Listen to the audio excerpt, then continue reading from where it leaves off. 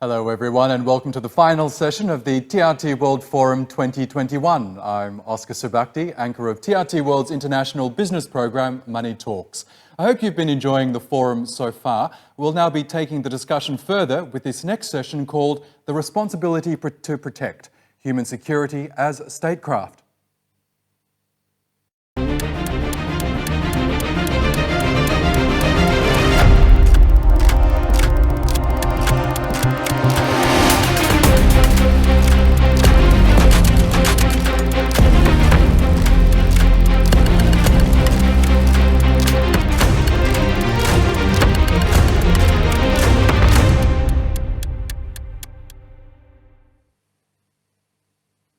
The United Nations describes the responsibility to protect as embodying a political commitment to end the worst forms of violence and persecution.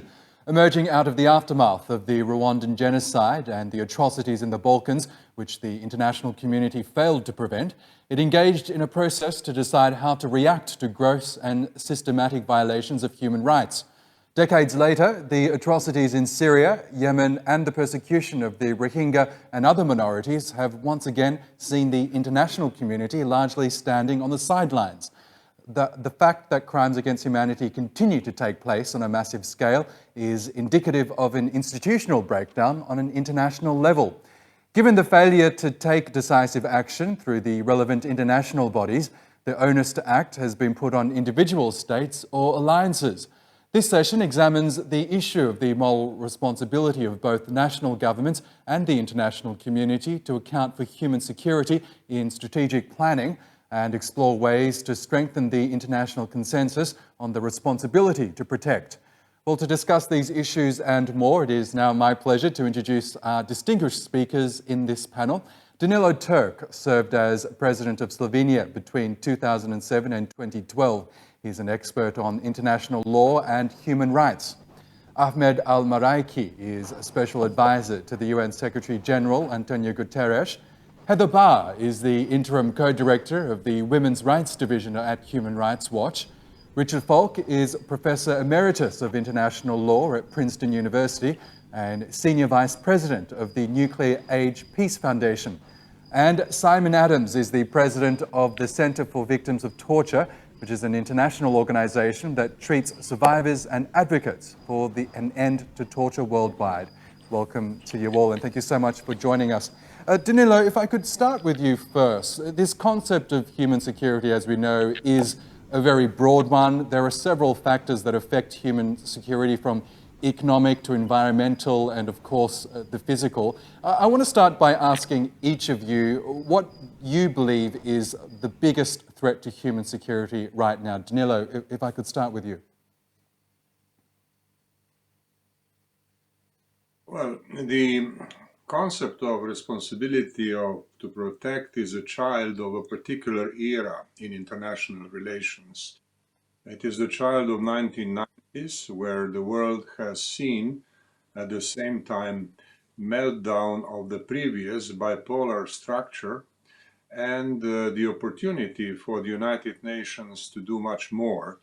And precisely in that period of time, what happened were some of the worst atrocities seen in the recent history, in particular the genocide in Rwanda. And so it is not surprising that the kind of political movement that has been created by those events produced a concept which on surface looks as a very new one, but which actually owed a great deal of its conceptual basis to the old idea, to the idea of humanitarian intervention. That's how the debate started. And of course, when it reached the decision-making bodies of the United Nations, it has become much broader, and it has, and I would like to emphasize this, explained that the responsibility to protect begins at home, that it includes the responsibility to prevent situations that can turn out into atrocities, and that it is actually relevant to all states. It is not only for the big powers who are capable of using large military force, It is not only for the worst humanitarian disasters, which may or may not be in the interest of the great powers to address, but it has to do with a broader spectrum of issues. Now, this I think is important to keep in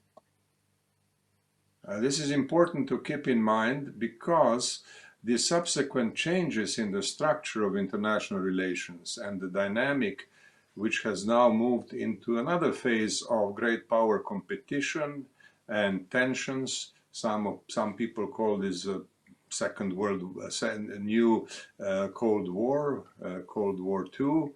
I don't think this is an accurate description, but still, I mean, the competition and geopolitical rivalry and other factors have become much more dominant. And of course, in this sort of circumstances, the application of the idea of responsibility to protect is much more difficult. Therefore, my basic conclusion is, well, you know, let's the responsibility to protect in its conceptual fullness, you know, as a whole concept. Do not reduce it only to the worst situations, but see how states should behave, how they should exercise the responsibility, which is actually the essence of the idea of sovereignty, because sovereignty is responsibility of states for their own citizens, for peace and security. And therefore, I think in this broader sense, the notion of responsibility to as an ethical and normative concept has not lost its value. It is still there, it is relevant, but it can't be applied the way it was seen 20 years ago. Dr. Al-Maraiki, as well as being a special advisor to the UN Secretary General, you also served as the Secretary General's humanitarian envoy. In your view, what is the biggest threat to human security right now? Well, you know, the problem now, I mean, since 2016 till today, there is a lot of a crisis happened, and then pandemic hit also, and make the things that's worse. But at the same time, I mean, the UN agencies working very hard to mitigate all the suffering for the people and try to focus with their job to bring at least the standard life for the people. Like if I'm talking today in 2021, around 235 million people will need humanitarian assistance and protection. The number has risen into 1 in 33 people worldwide, a significant increasing from 1 in 45 this time 2 years ago, which was already the highest figure indicate. The UN and partner organization aims assist 160 million people, most in need across 56 countries, and required a total around 35 billion of dollars to do so. So humanitarian agencies have shown how impressive they can be. Frontline workers have prevented the worst outcomes, particularly over the past 2 years, demonstrating courage, compassion, and commitment. If we're talking about 2020, more than 98 million people were reached by the UN agencies, which accounts for 70% of the total population targeted in 25 humanitarian response plans, i.e. 6% more than in 2019. If I'm talking about the health and the nutrition, over 10 million women and young people reached with life-saving and protective health. 2,412 health facilities in 52 countries provided emergency and 3.5 million children vaccinated against measles and 6.3 million children vaccinated against polio. So what is the UN agency trying to do actually to protect, try to provide the vulnerable people who are in need and try to provide them with the shelter and with the standard life, at least in this case. And this is what we try, because in the end of the day, the people need to feel that they are safe and try to continue their life. And this is what UN agencies actually trying to do. And if I'm talking about the protection and education, 10.8 million people receive the protection services, including legal aid, and 1.5 million children and access mental health and psychological support. So this is what we need actually to have, and also to just give them a standard life. Heather, as a co-director of the Women's Rights Division at Human Rights Watch, do you believe that women and girls are particularly vulnerable right now at this point in time? I mean, compared to when? Compared to all of history? If it's okay with you, I'm going to answer the same question that you've put to the first two speakers, because I'm going to talk about women and girls, but I'm not just going to talk about women and girls, even though I'm the lonely woman on the panel. I think the biggest crisis that's facing the world in terms of protection at the moment is climate change. I think the climate crisis, I think we've catastrophically failed younger people, and it demonstrates what poor leadership we have on this planet at this time, and the real lack of ability to come together and think in a long-term way and think beyond, the next election and our own generation. And I think it really illustrates how, I think we have a very powerful framework on human rights law, and the international human rights framework is robust and has the answers to the questions that we need to answer. But the mechanisms that we have to use that framework are not where they need to be, and the leadership that we have is not where it needs to be. I mean, to talk about women and girls, I mean, one of the things that I think the global women's rights movement is in a very interesting and exciting place. Actually, I think that the Me Too movement was a symptom of that, of the fact that there's growing consensus among women and men around the world that the kind of gender inequality and inequity that we've seen for so long is not tolerable anymore. And one of the exciting developments in recent years, I think, has been the growing number of countries that are sort of putting their hands up and saying we have a feminist foreign policy, and being quite proud of that.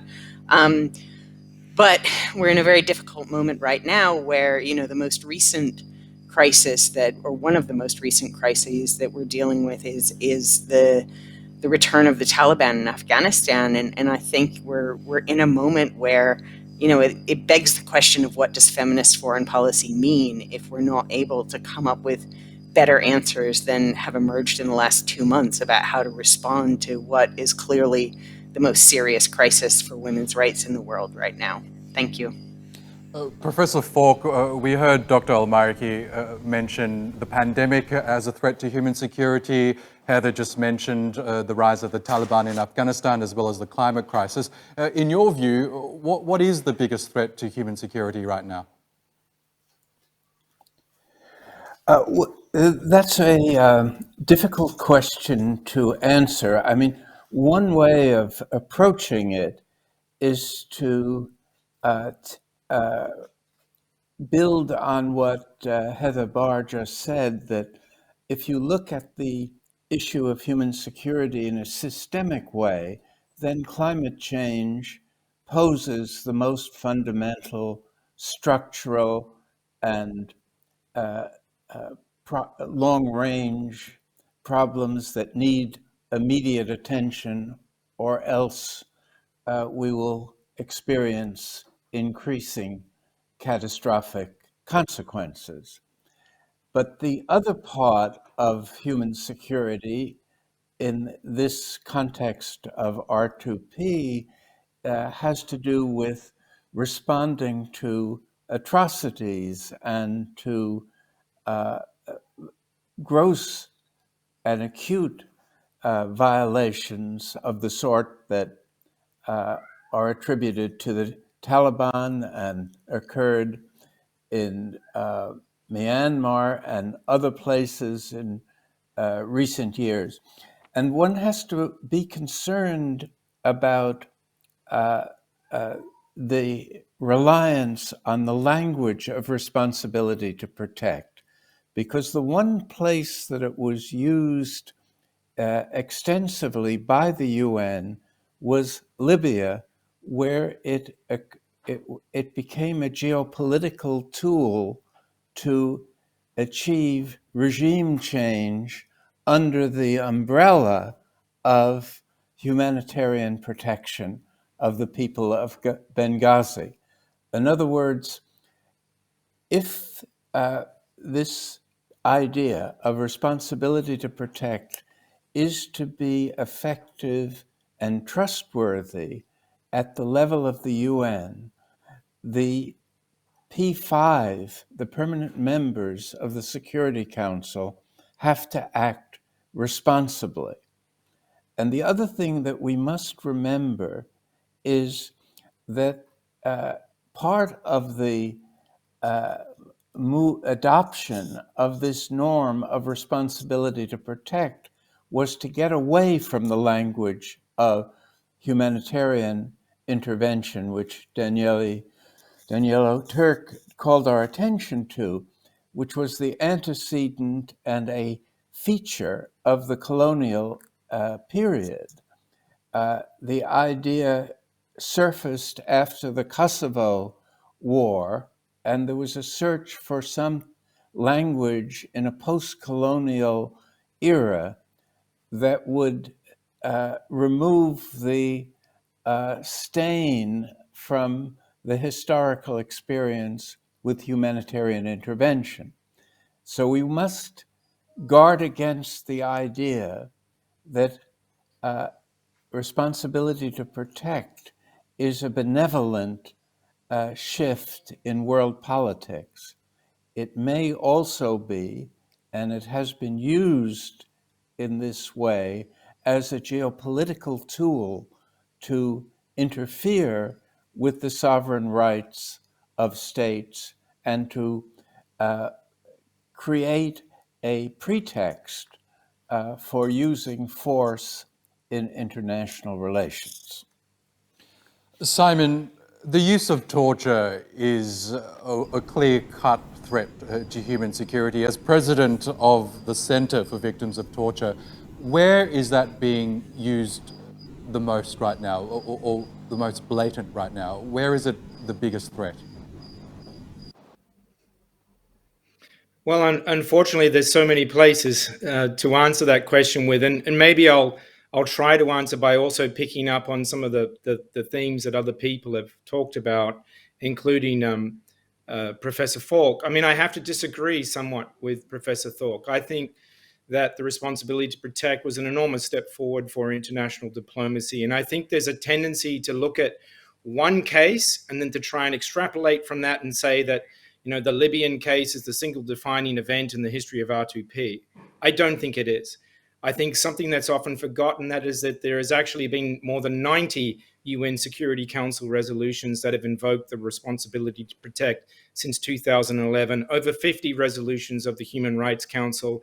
There are investigative bodies investigating things like torture, atrocities that are happening in places like Syria.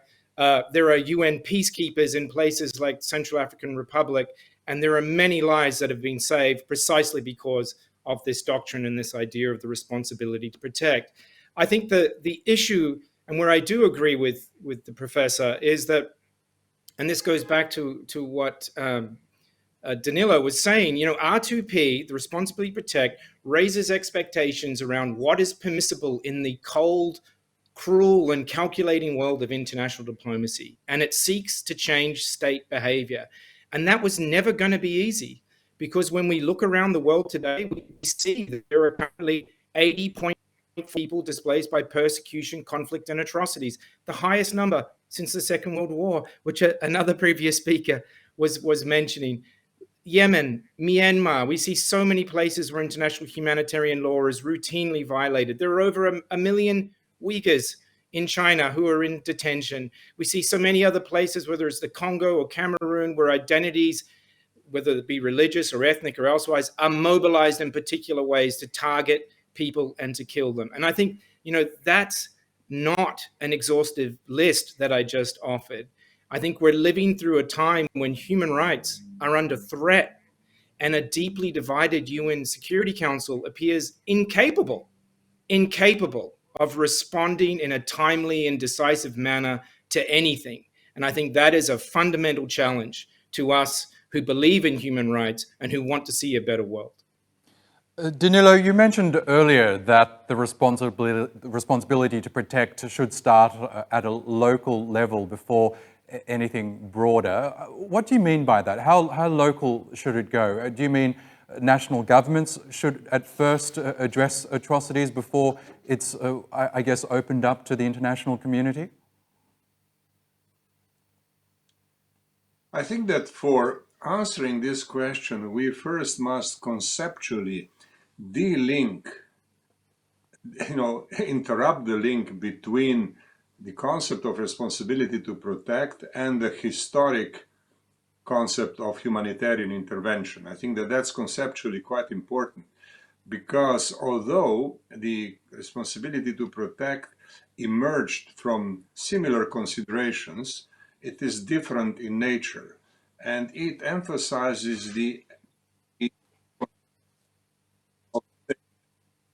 for their citizens. If you look at what the General Assembly said in its resolution in 2005, it speaks clearly about, states being primarily responsible to protect their citizens and to behave in a way which does not give rise to these atrocities.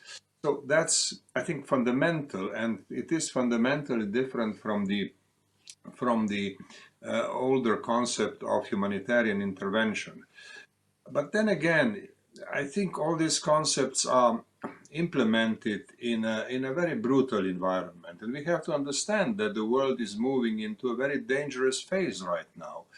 The geopolitical tensions, the rivalry among major powers, the whole process of readjustment among major powers is inherently dangerous, and it can lead to a very, very wide variety of problems. One of them was mentioned, for example, lack of progress in addressing the question of global warming. That has to do with the political, nature of the situation in which the world is right now. The other thing is the inability of the major powers within the Security Council to agree on effective measures that would create that would optimize the implementation of their tasks. Now, we have to understand the Security Council is clearly not a body which can resolve every problem, clearly not. But right now, what we see is clearly a performance which is much below the needed level. And in this kind of circumstances, then, of course, it becomes difficult to see the concept of responsibility to protect in its entirety, because what we see is a growing number of humanitarian disasters around the world, and many of them were mentioned before. And what we see is a growing need for humanitarian assistance, which we also heard about before. So what we now have is a kind of a reductionist understanding of the concept of responsibility to protect. Do what you can in situations where you can. I mean, that's the kind of reductionist approach which seems to be the only realistic way now. I would also like to say a word or two about Libya.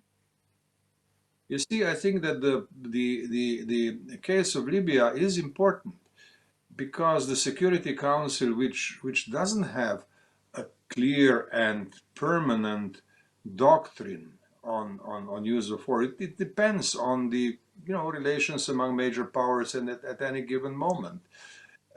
decided to protect people of Benghazi.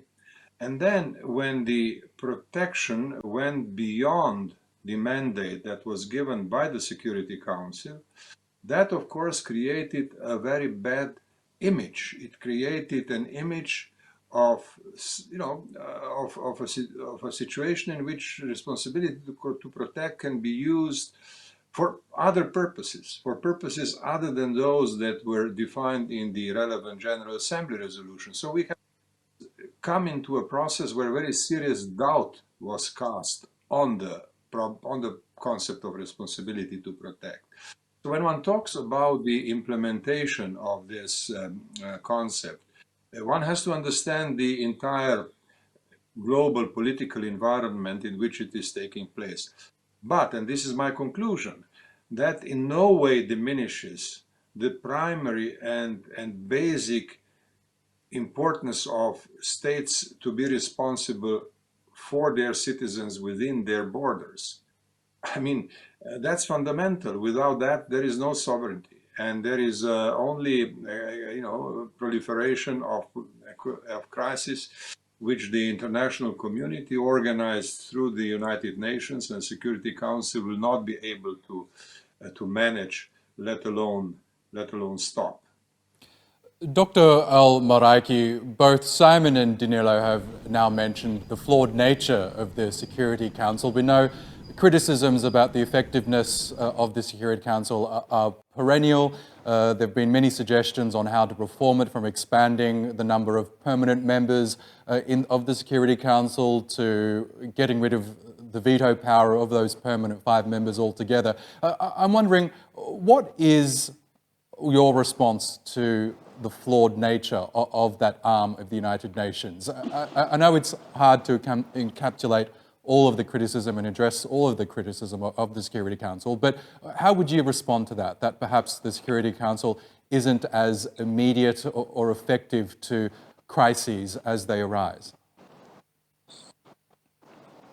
Well, thank you for this question. I don't have the answer for this question, but I am always say it's the problem of the humanitarian and the crisis. It's a need to be solved by politicians, and so I always say, all the suffering of the people, we need to have a political solution and acting together, not in silos. So if we want to help the people who are in a crisis and they are under crisis and they are not secure, so I think we have to work together.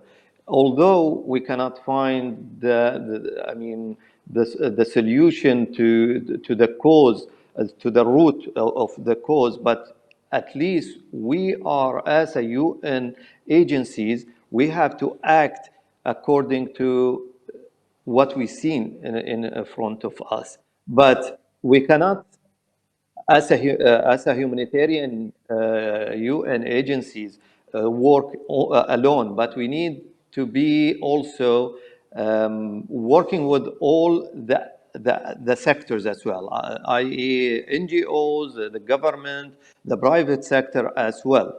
So we have to work together and collectively to build the capacity, bring everyone on board, and trying to utilize the strength of each of the sector, like the know-how and the innovative way of the private sector, the implementation way of the NGOs, the information that we've got it as a UN agencies. So we have to work collectively to acting to that humanitarian crisis, because this humanitarian crisis happened because of the human made.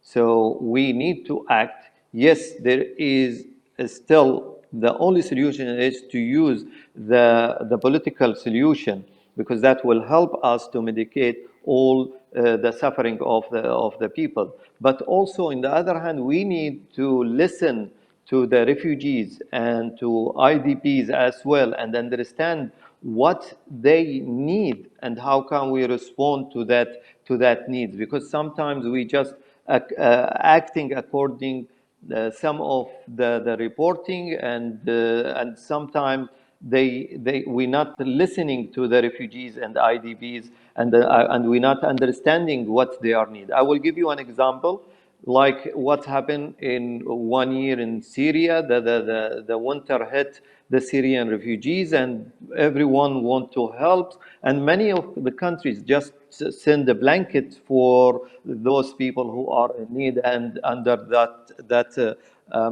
winter. But what will happen, because we're not listening to refugees, we're not listening to IDPs, they don't need a blanket, they don't need the jacket, they need a fuel to get warm in their tenant and their place. So this is the kind of the things that we need to listen and to bring everyone in one table and try to act according to the exact need.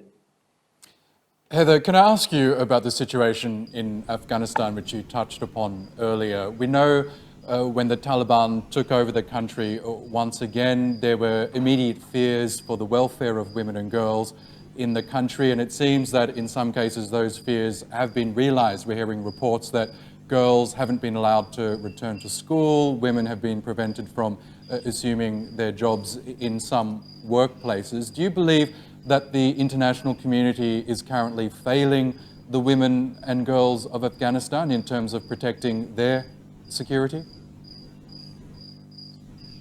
Yes, I do. Absolutely.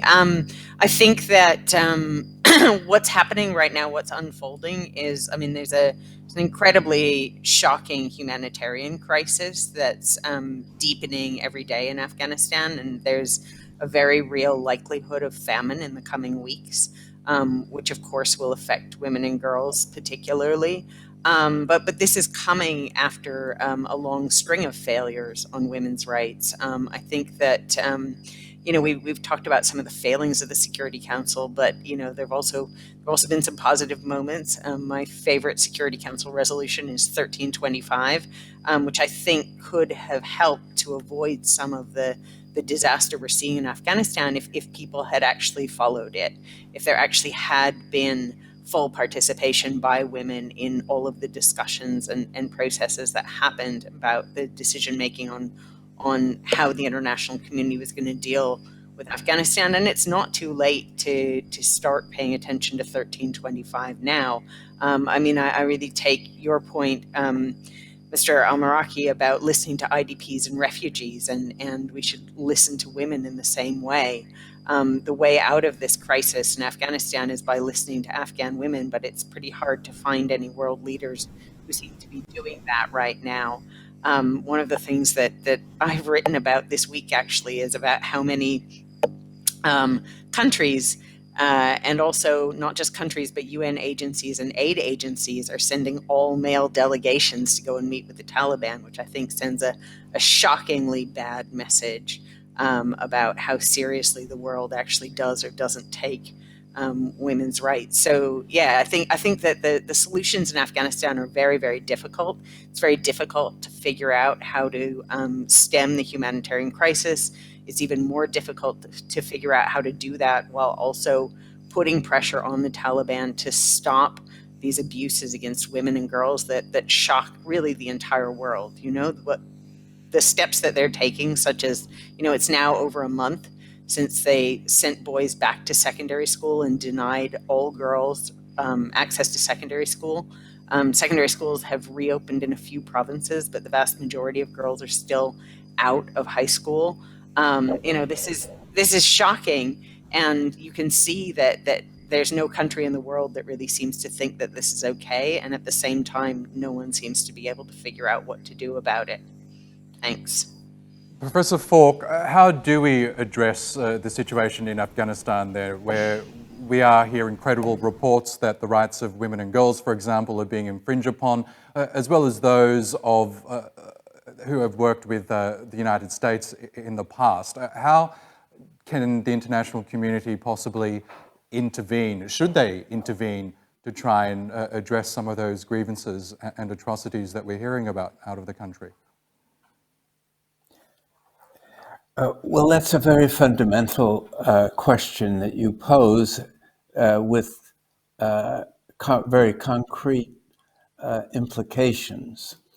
I think it's important to stress the fact that intervention was tried and justified partly to ensure that women and girls would be facing a much more humane future in their own country.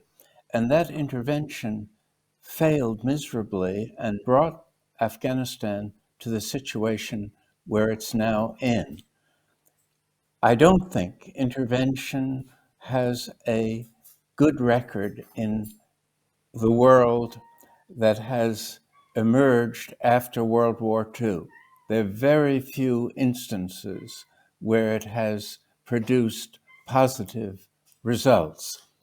That is different from the idea that that sovereignty entails a responsibility to uphold the human rights architecture that has been agreed upon by governments and is accepted by the UN. One can deal with the legitimacy of Afghanistan on the basis of how it behaves internally, how responsibly it uses its sovereignty. That's quite different from thinking that external intervention can improve the situation.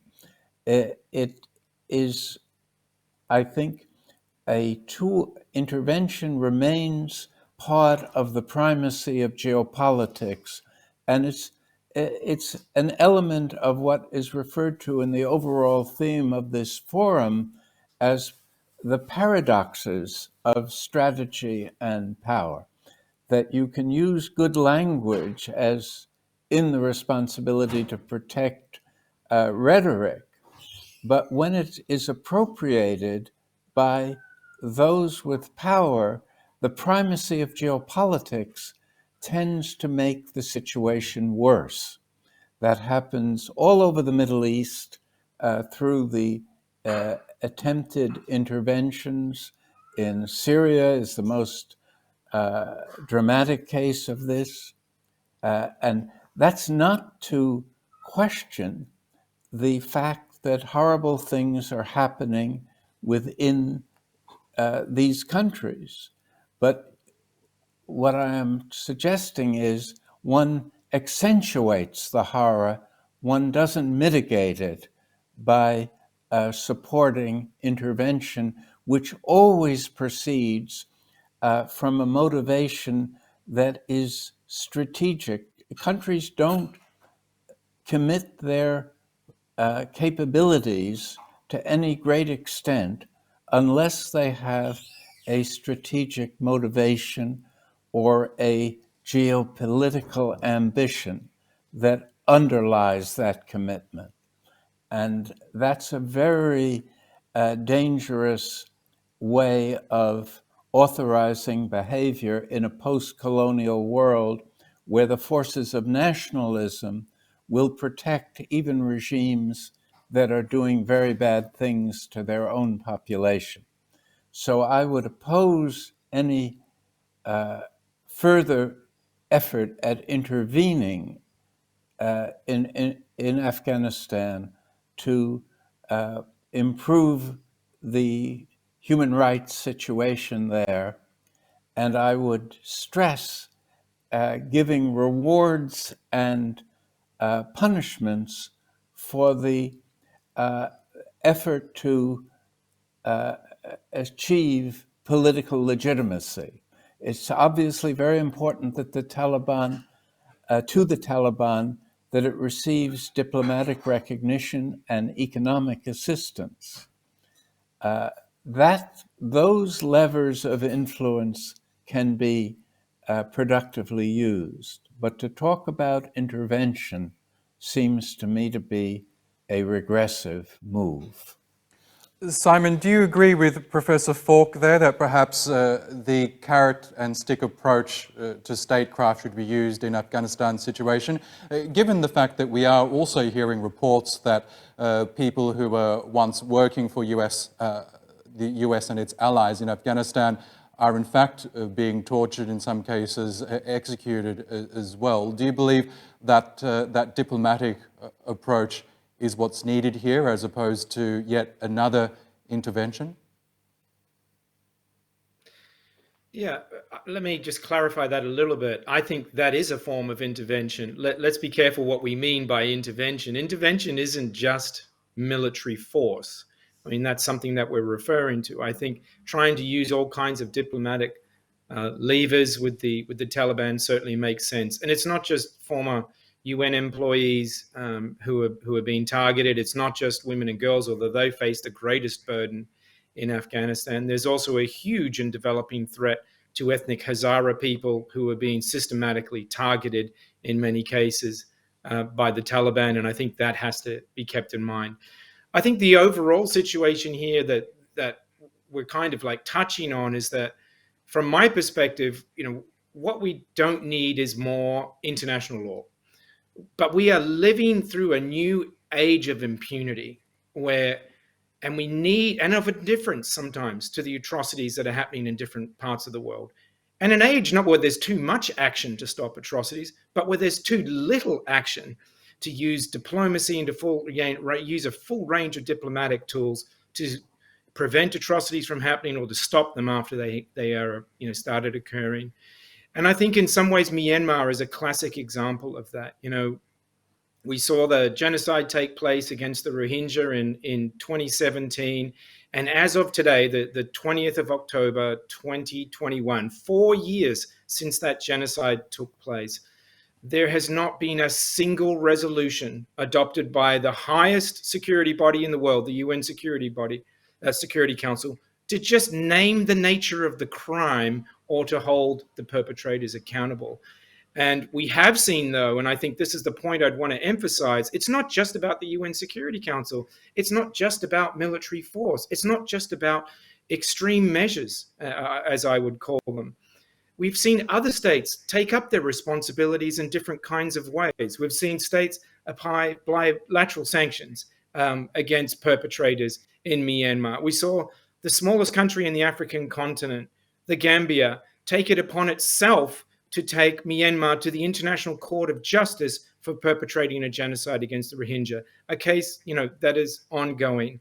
And I think the climate of impunity that was created by the inaction of the Security Council, I believe, led to the military coup, which then happened in Myanmar earlier this year on the 1st of February. And, that's a terrible situation now where we have, over 1,000 people have been killed, 7,000 people in detention, over something like 100 people have been tortured to death that we know of while in detention. But we've also seen amongst ordinary people on the streets of cities in Myanmar, in Mandalay and in many other places, marching despite the fear of death, very legitimate, fear that they may be shot down in the streets for just expressing their universal human rights. We've seen people marching with signs saying, "We need R2P, responsibility to protect Myanmar," calling out to the international community, because I think they believe in universal human rights, but I think all too often there's been an abject failure at the level of the international system to respond to those crises and to respond appropriately. And it leaves me, I think, and other people who work in the field of human rights feeling that, what is it now, 20 years, 15 years since the responsibility to protect was first adopted. We've made so much progress, I think, in so many ways. And yet, I think one of the lessons is that the world is still much more comfortable mourning after atrocities occur than acting to use all its diplomatic tools to intervene to prevent them from taking place in the first place. Danilo, Professor Falk mentioned the pandemic earlier as an example of a threat to human security at the moment. And you did mention that this idea of human security was born out of atrocities that involved genocide, but I guess it has now evolved to include a number of other things as well. Do you believe the international response to the pandemic is perhaps a more reassuring example of how the international community can actually bandy together to address this common human threat? Well, look, my answer to your question will be very brief, but I would like to mention a few specific examples from my own practice as a former UN official and later, in order to liven up our discussion, because I think we need to look into a variety of different situations. Now, on the question of pandemic, I think the level of international cooperation has been clearly inadequate. That's a fact. I don't think that anybody would dispute that. The cooperation that was needed was late, and coordination that was needed was inadequate. And now the vaccine nationalism has been dominant in matters of vaccines for a long time. I hope this will change. The coming meeting of the group G20 may perhaps start another approach, but we shall see. On the whole, I think the dealing, the international experience with the COVID-19 has not been good, and I think that there is very little encouragement to be drawn from what we have seen in the past year and a half. But you see, in the discussion so far, there were some interesting things mentioned which I would like to comment, and I would like to talk only about specific examples now. You see, I think that our conversation so far has been too much around the R2P as a military action. And I agree that this shouldn't be the case. And the probably most successful example of the use of the idea of R2P was Kofi Annan's mediation in Kenya, in 2008, when he managed to get into the situation sufficiently early, with a sufficiently complete international support. Paradoxically, he just fell ill a few days before he went to Kenya. He was in a hospital with a telephone, so he could call everybody around the world, and got sufficiently broad political support upon which he could build his diplomatic activity within Kenya and secure the process that led to constitutional change and relatively peaceful further development. So that was a positive, successful example of the philosophy of responsibility to protect, which was used in a preventive sense. I think that from there we can take certain lessons as far as prevention is concerned. But those lessons are not necessarily positive, and there are very few, and there are many more that are not positive. But let us not lose hope. I'd like to talk briefly about Rohingya question. You see, in the years 2000 to 2005, I was working with Kofi Annan as his assistant for political affairs, and I was backing up the UN Special Representative of Myanmar at that time, Razali Ismail from Malaysia. A brilliant diplomat, a very experienced person, who traveled to Myanmar very often, and who raised, among other things, also the problem of Rohingyas, which was there from early on. And Razali and I went to different UN agencies, various capitals around the world, and tried to sensitize leaders in international agencies and in the major capitals about Rohingya problem. Nobody wanted to listen, except for the High Commissioner for Refugees, who obviously knew the problem very well. Now, what I'm trying to say is that it is extremely difficult to obtain sufficient international support for a preventive diplomatic action at the time when such a diplomatic action might be successful. In the case of Kenya, that was possible, partly because of Kofi Annan, partly because of the willingness of major powers to back him up without hesitation, without forum shopping, without tricks. And it was not possible in the case of Rohingyas when it was time to put this much higher on the agenda and make the problem visible. It was invisible, it was not even visible at the time. And finally, a few words about Afghanistan. You see, after September 11, the day after, on September 12, 2001, the Security Council adopted a resolution in which it implicitly recognized by a very carefully drafted preambular paragraph the right to self-defense in the context of that situation or post-September 11. Now, the Security Council has adopted resolutions on Afghanistan and has identified Al-Qaeda as a huge problem and actually imposed sanctions on Afghanistan because of that. Now, that was a situation in which military intervention happened. But that military intervention was seen only as a prelude to a constitutional process, which took place first through the conference in Bonn in December 2001, and later through a constitutional law at Jirga in Afghanistan. The military action was initially considered to be a very limited operation, only to preserve the security environment for political assistance. And that was the situation in the first 2 years, from early 2002 until the end of 2003.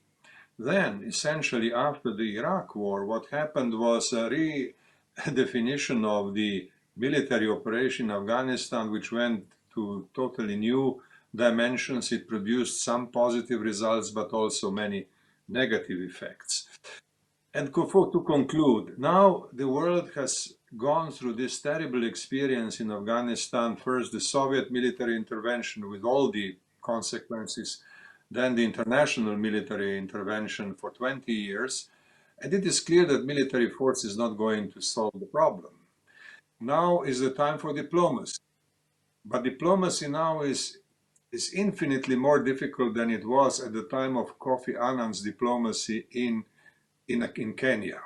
Because today, what is really central to the political and diplomatic process is to try to help Afghanistan to get a representative and legitimate government which is capable of taking full responsibility for the situation in the territory of Afghanistan.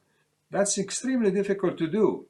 It is easier to agree that Taliban does not enjoy the kind of legitimacy that is needed.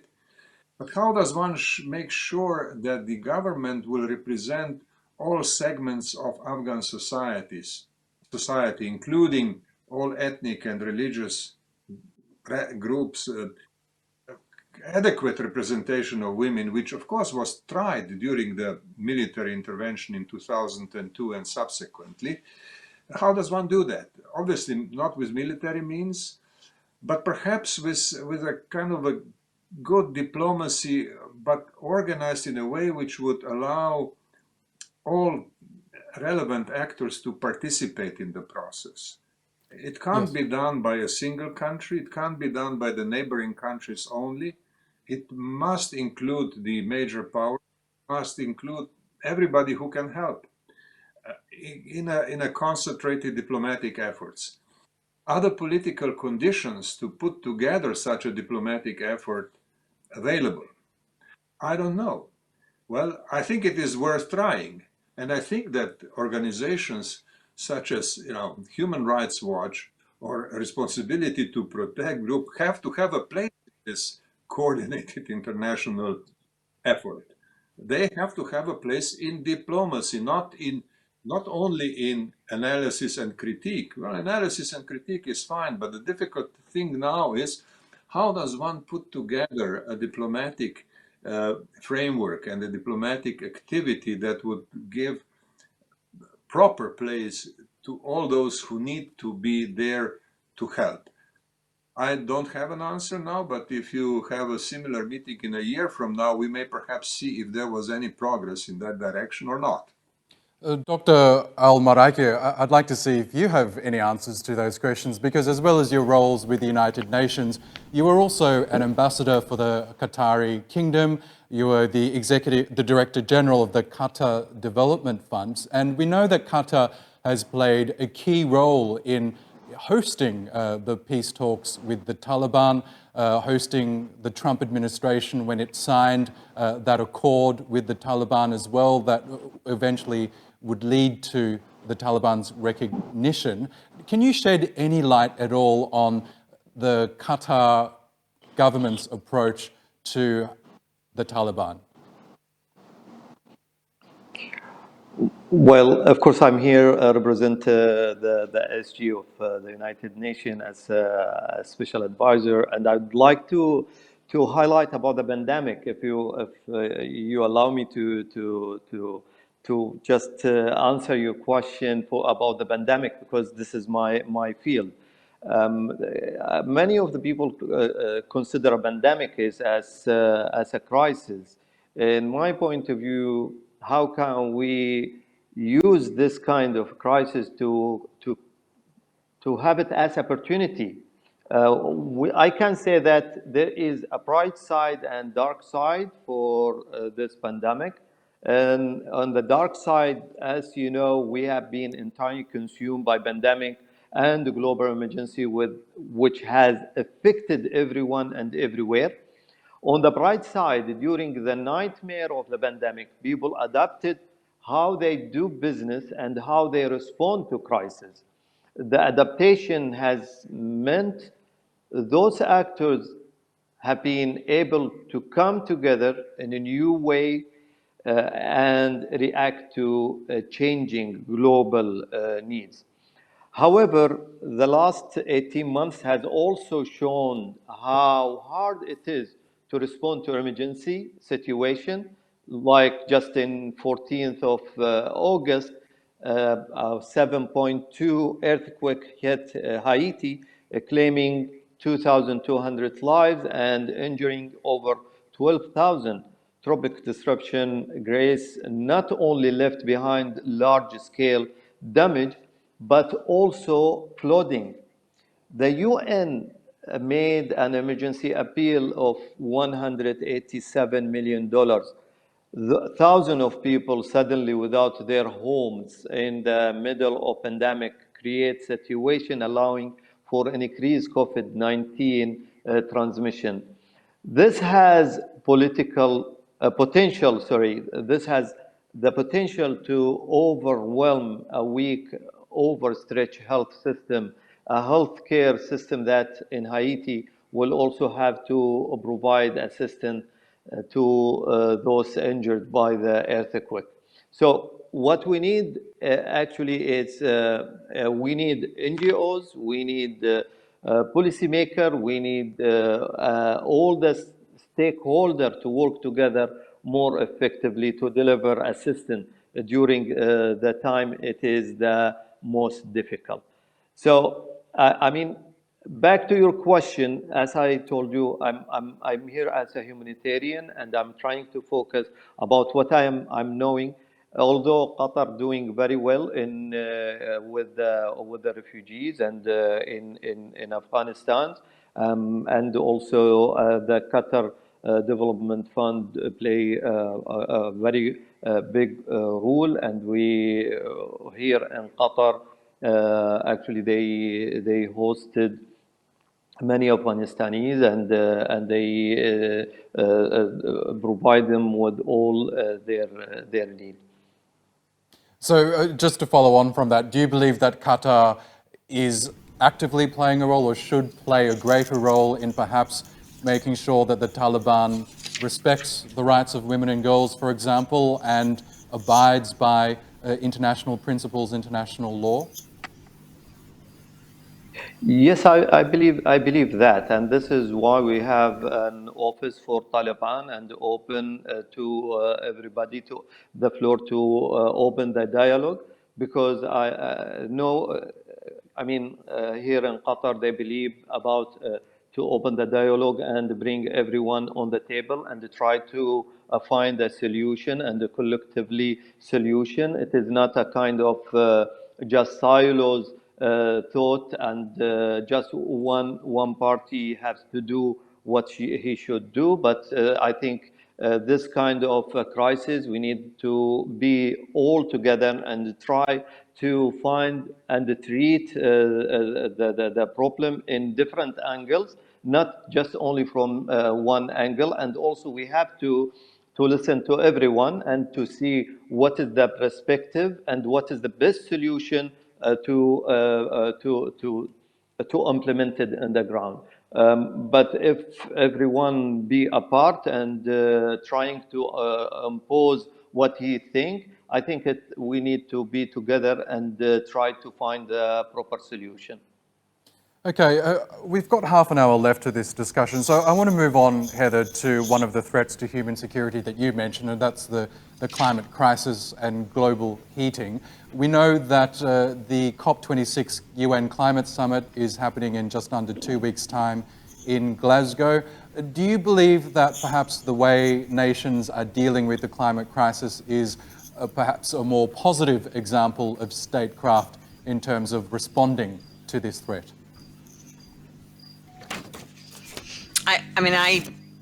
This is not my main area of expertise, but I'm concerned about the climate mostly because I also live on this planet. But as someone who watches international institutions, I have yet to see anything that convinces me that there's real leadership happening or a response that in any way matches the severity of the crisis. It seems to me like the worst example of all of us kind of merrily looking after our own interests while the planet that our children need to live on dies. So, sorry, I don't know if you want me to expand on anything to do with that. I am going to go back to Afghanistan for Sure. 1 minute, if you'll humor me, and just say that I really appreciated your comments, Danilo, about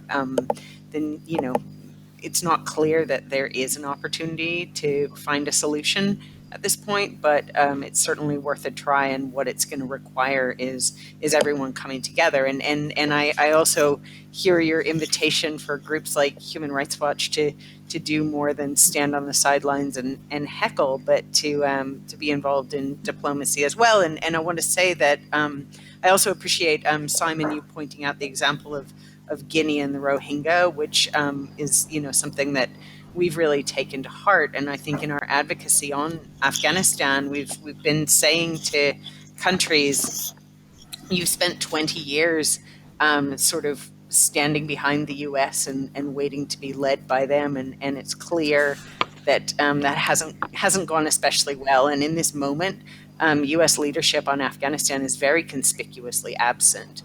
And leadership is desperately needed. So we need other countries, other entities to step up. Of course, the countries in the region have to be involved, but they may not be the ones who are equipped to lead. Qatar obviously has a strong relationship with the Taliban, for better or for worse. It hasn't endeared Qatar necessarily to Afghan feminists, but it creates opportunities for Qatar to play a positive role. Turkey, of course, has a role as well. Everyone's waiting for Turkey to get the airport working again. I've mentioned the countries that have pledged to have a feminist foreign policy. 3 out of those 4 countries, Sweden, Canada, and France, are countries that were troop contributing nations in Afghanistan. I'd like to see them really stepping up and taking a leadership role in trying to chart a way forward on protecting women's rights. So I'll stop there, but I couldn't let Afghanistan go quite yet. Thank you. Professor Falk, earlier you questioned whether a more forceful intervention should be used to address these threats to human security. So do you believe that more diplomatic approaches at the moment, are they successful? Are they bearing any fruit to some of the crises that we're seeing, or are we seeing that approach essentially failing right now? Well, I think any approach would at this time fail that exerts pressure from outside. One has to remember that Afghanistan has experienced 40 years of intervention that has denied it the fundamental human right of self-determination. And the Taliban, for all its wrongdoing, has been a victim of this kind of coercive diplomacy that has been directed toward it, not for a fundamentally humanitarian reasons, but for geopolitical motivations, including the containment of China and the trying to create a buffer against future Russian expansion. We have to remember that in the COVID crisis and in the climate change crisis, what has been revealed is that we live in a world of sovereign states, and that has produced a rhetoric of aspiring for cooperation, but no willingness to sacrifice national interests for the global public good. And that is a solemn reality that is often hidden beneath the language we use, like international community. There are no shared values that sustain in a meaningful way the pretension of an international community. If we had an international community, it would, of course, in a health crisis or in the climate crisis, favor the human interest and do what was imperative to uphold that interest. But as several of the speakers have suggested, there is no evidence that that has been more than a marginal influence. We have with vaccine diplomacy, we've seen emerge what's been called vaccine apartheid. In the climate crisis, we see a resistance to climate refugees. There is no convincing sense that we're living in an international community as distinct from an aggregation of sovereign states, which itself is overridden by a few states that have geopolitical powers of manipulation. And until that situation is overcome, there's a very limited degree to which situations such as Afghanistan can outside measures. And to the extent they can be, it is in the role of having civil society actors like Human Rights Watch and many others take a stronger, assertive, diplomatic role and be joined by small states. In other words, the leadership crisis is focused on the failure of the geopolitical actors to be responsible or accountable, and that's led to a situation where we are not serving the human interest or the global public good in pursuing these challenges to the future well-being of humanity. Simon, you also mentioned that a state's responsibility to protect doesn't necessarily have to involve military intervention. So I'm wondering, what do you think the responsibility to protect looks like in the 21st century right now? No, that's a great question, Auskar, and thanks for it. You know, I agree with Professor Falk that there's many bad and disagreeable things that are happening in the world, but I think that leaves a greater obligation on all of us civil society activists, human rights defenders, diplomats, journalists, to try harder to build the world that we aspire to. And I think one of the biggest problems we face in the world is that we have too many people who are spectators. We have too many governments who are kind of being engaged in a form of what I would call lowest common denominator diplomacy, in the sense that they're willing to trade off our universal human rights for a kind of false consensus or in order to maintain stability. So I think that, how do we meet this challenge? I think, we can see that structures like the UN Security Council, even though they're enormously important, are very broken, and we need states to be inventive in the way that they push the boundaries. We shouldn't passively accept the inaction and dysfunction of these bodies.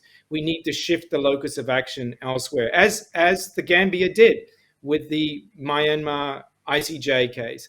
And I think there's many other states. It's not everything, but it's worth mentioning. Germany leading the way in terms of arresting Syrian perpetrators of torture and putting them on trial under the principle of universal jurisdiction. In West Africa, we see, a sub-regional organization like ECOWAS not only has a conflict early warning system, but it's sometimes following up those warnings not only with diplomatic preventive efforts, but also, when in extreme circumstances, when necessary, with forms of intervention as well that are stronger than that. They intervened in the Gambia, of course, after the former dictator rejected the results of a democratic election. Not a single person was killed in that intervention, but it led to real advances in human rights, in governance, in truth and reconciliation, in an ongoing process. So this is what it means to uphold the responsibility to protect in the 21st century. I think we need more states who are willing to not just make nice speeches about human rights and international security, but who are prepared to uphold their responsibilities at home, which I think was an enormously important point that Danilo made. All of this begins at home. It's not just about looking in somebody else's backyard. It has to begin at home. But are prepared to act to protect the vulnerable and end this new age of indifference, inaction, and impunity. Because I think the world we're living in at the moment has become very unsafe for humanitarian workers, for the people who are actually out there in Syria and in the field and in other places doing incredibly important work on behalf of humanity, and I think do represent the international community at its best. The world has become a very dangerous place for them. I'm sure Heather and also knows colleagues, as I do, who have been killed in the field doing humanitarian work, human rights defenders who have lost their lives as well. I think we need to change that. We need to make the world unsafe for torturers, for war criminals, and for atrocity perpetrators. Thank you. Danilo, can I follow on from Simon's point? Because he did mention that he believes that this culture of impunity has given rise to, say, the regime in Myanmar at the moment and for other human rights atrocities to take place. Do you believe that impunity is also an issue, that perhaps these perpetrators of genocide and other atrocities simply are acting and getting away with it? Or what consequences should there be, and who should deal out those punishments for those atrocities? Well, first on impunity, I think that one has to be careful with this concept. One has to understand that there has been significant progress in the international criminal jurisdiction. There has been progress in the last 20 years or so, which must not be underestimated. I would like to remind ourselves of the case of Hissène Habré of Chad, who was apprehended, who was sentenced in Dakar, in Africa. It was not perceived as something of a Western domination, but clearly an African case of exercise of justice, which worked, and I think that's an important progress. And of course, there are other examples which were mentioned. I think Simon also mentioned the question or the example of Gambian case against Myanmar with regard to Rohingya situation and so on. So I think that, on this score we have seen some progress, and of course there has to be further work, and reduction of this scope of impunity is an important task. But I think we should not believe that declaring impunity as unacceptable will somehow magically solve the problem. And I'm sure that Simon didn't mean that. I mean, of course, impunity has to be rejected and has to be combated, but let us think about the whole picture, which includes many other aspects. Which brings me back to something that Professor Fox said a short while ago. He spoke about the problem of coercive diplomacy. Now, there is use of force. There may be coercive diplomacy without use of force, but there can be also diplomacy which is not coercive, which is more deliberative and consensus oriented. And you spoke also about the need for activity of small states. Now, what does all this mean in the context of Afghanistan? Clearly, I think it would be very good if a group of small states, perhaps around Qatar, which has demonstrated its capacity to bring together very diverse elements, if they could join forces for building a kind of consensus within Afghan society that can produce legitimate government. Of course, one would not go in this kind of direct terminology. There have to be other politically more convenient and more promising ways in which one would establish some kind of a consultative process around the state of Qatar. That would be interesting. But of course, we have to understand that right now, as we speak, there is a consultation in Moscow with the Taliban and with a group of neighbor states of Afghanistan. United States is conspicuously absent, as Heather said a short while ago. I hope it will not stay that way.